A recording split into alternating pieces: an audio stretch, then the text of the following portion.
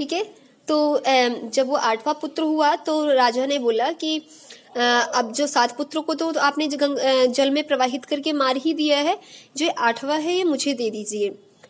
तो गंगा जी ने कहा, ये बच्चे तो वसु थे, शाप के कारण ये मनुष्य योनि में आए थे, मैंने फिर से इनको प्रलोक में भेज दिया।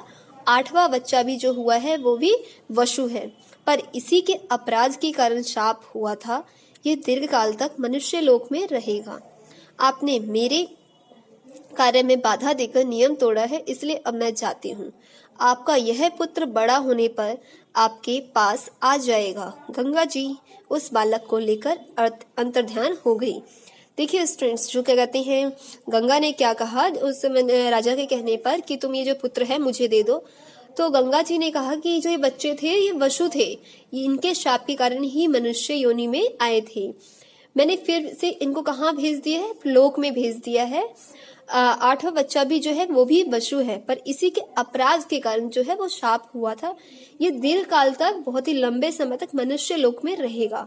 आप और फिर गंगा माता क्या कहते हैं, आपने मेरे कार्य में बीच में दखल दिया है, हस्तक्षेप किया है, इसीलिए आप जो इसके कारण जो है मेरा नियम टूट गया है। अब मैं यहाँ से चली जाऊंगी, चली जाती हूँ। आपका जो 8वां पुत्र है उसको कहती है कि आपका जो ये 8वां पुत्र है ये बड़ा होकर आपके पास आ जाएगा।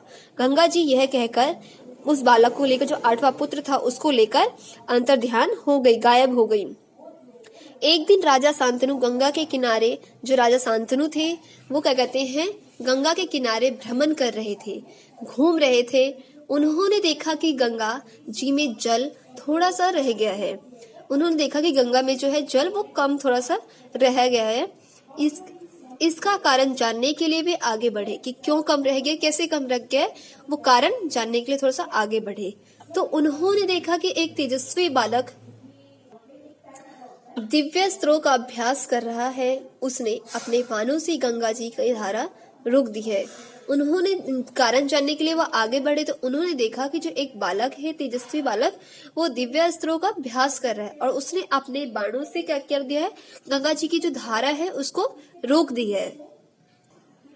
ओके स्टूडेंट्स, फिर है गंगा जी ने प्रकट होकर राजा को बताया कि यह उनका 8वां पुत्र है।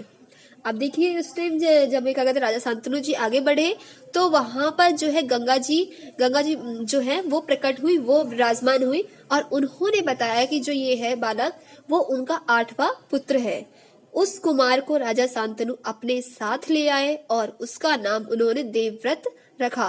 और जो बालक था वहां पर जो बाण का अभ्यास कर रहा था, दिव्य अस्त्रों का क्या कहते हैं वो अभ्यास कर रहा था, उसको जो राजा है, राजा शांतनु, अपने साथ लेकर आ गए। ओके स्टूडेंट्स, और उन्होंने उसका नाम क्या रखा? देवव्रत रखा। महर्षि वशिष्ठ से देवव्रत ने सांगोपांग वेदों की शिक्षा पाई थी। दैत्य गुरु शुक्राचार्य तथा देव गुरु बृहस्पति ने भी उनको शिक्षा दी थी। भगवान परशुराम ने उन्हें धनुर्वेद की शिक्षा दी थी। ओके स्टूडेंट्स, तो इससे आगे की जो स्टोरी है स्टूडेंट्स हम कल की क्लास में करेंगे। Thank you so much students.